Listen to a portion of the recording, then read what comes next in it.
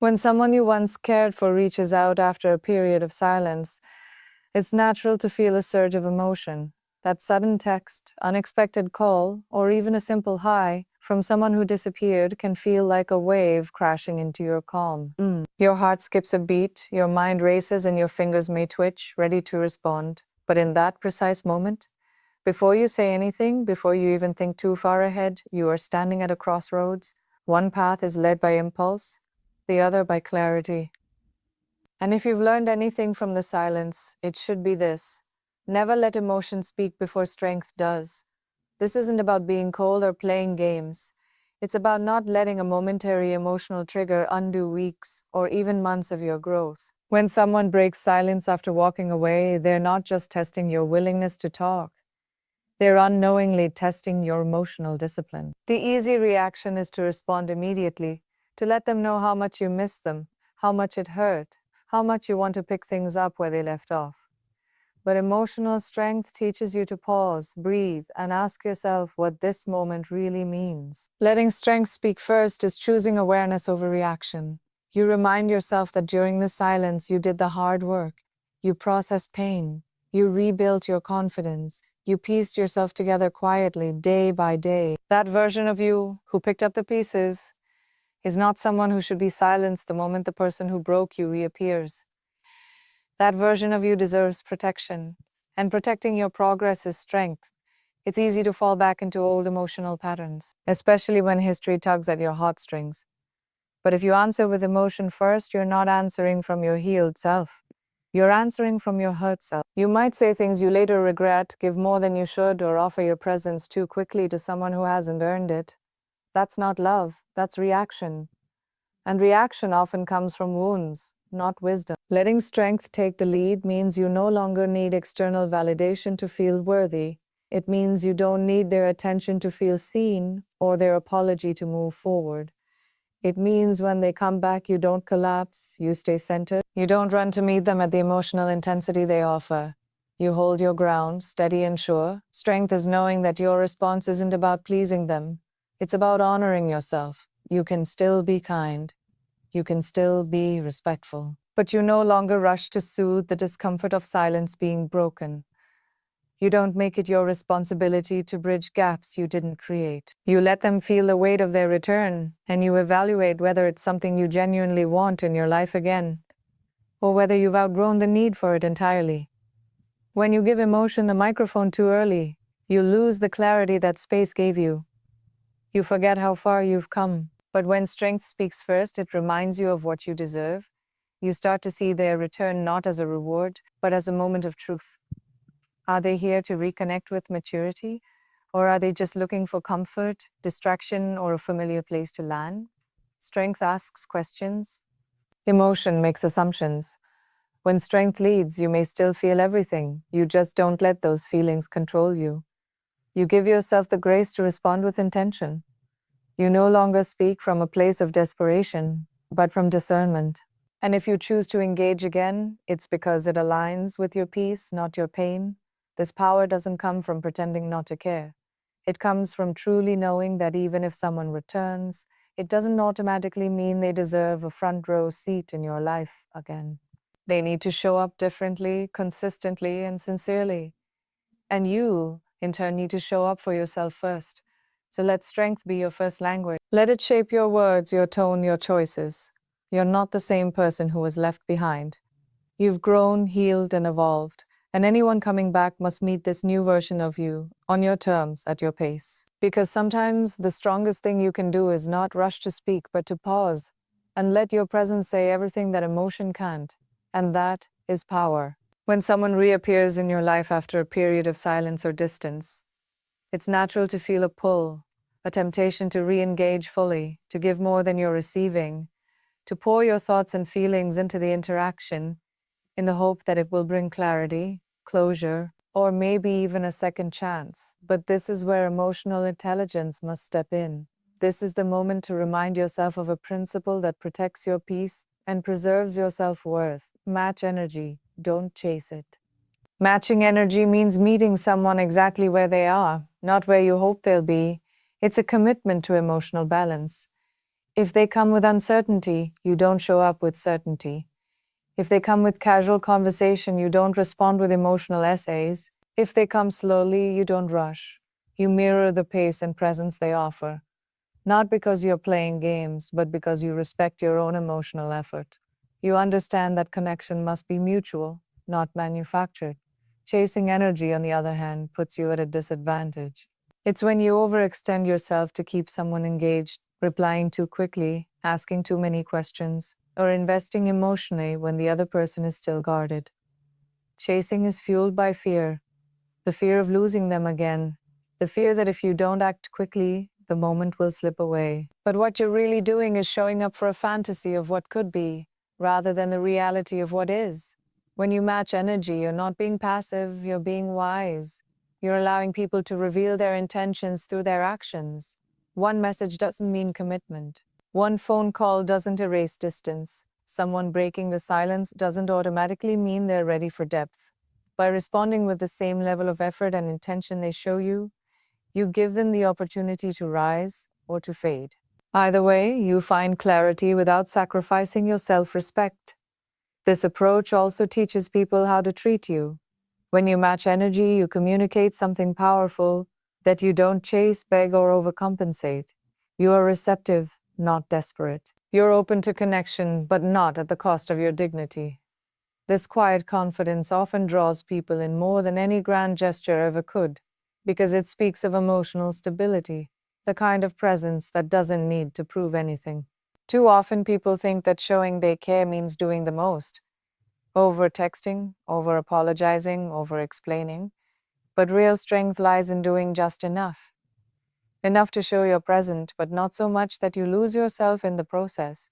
Relationships, whether they're being rebuilt or just beginning, are about rhythm. And rhythm only works when both people are in sync. Think of it this way.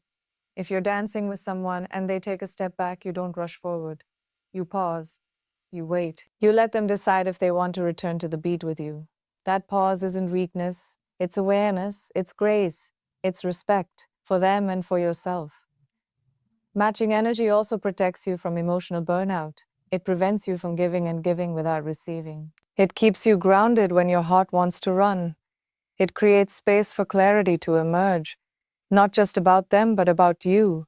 You begin to see your own patterns, your own needs, and your own growth. You realize that you don't have to be everything to someone just to feel worthy. You are already worthy with or without their validation. And most importantly, matching energy helps you stay in control of your emotional well-being. When you chase, you place your happiness in someone else's hands. You become dependent on their attention, their response, their validation. But when you match energy, you reclaim your power. You decide that your peace is not negotiable and your value isn't based on how someone else shows up. So if someone reaches out with a, "Hey," you don't send a paragraph. If they delay in replying, you don't sit by your phone. You live your life, you stay present. You give what they give and not more, not out of pride, but out of self-awareness. You deserve relationships that are mutual. You deserve conversations that go both ways. You deserve someone who doesn't leave you wondering where you stand. And until you get that, you hold the line. You remain centered, you protect your energy like it's sacred because it is. In a world where emotional overextension is common, restraint is powerful. Balance is rare. Grace under pressure is magnetic, so when they come back, don't sprint toward them. Walk beside them. If they're willing, but never ever chase, because the right people won't need to be chased. They'll meet you where you are with the same energy, the same intention, and the same heart.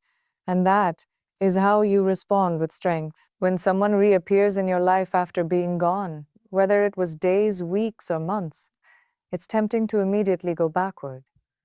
Your mind races to everything left unsaid, every moment you replayed alone, every piece of the story that didn't get closure. The moment she breaks the silence, part of you wants to ask why now or where were you when I needed you?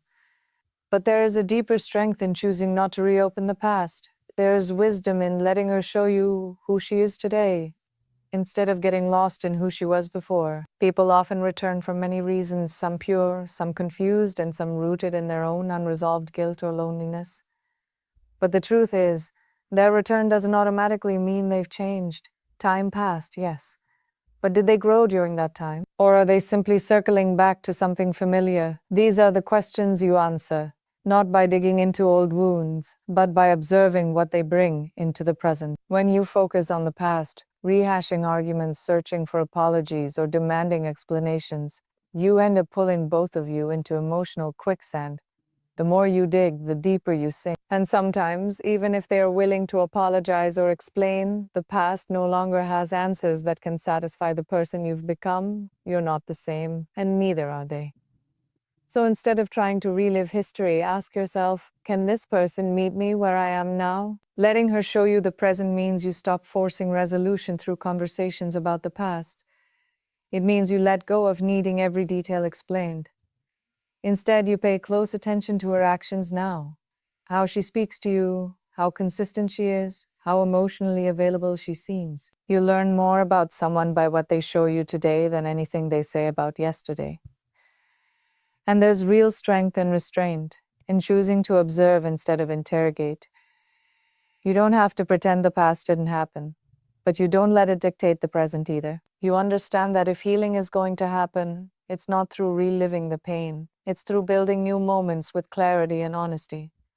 Often, we're afraid to move forward without full closure because we think it's the only way we'll feel secure again. But the closure you're waiting for might never come the way you imagined.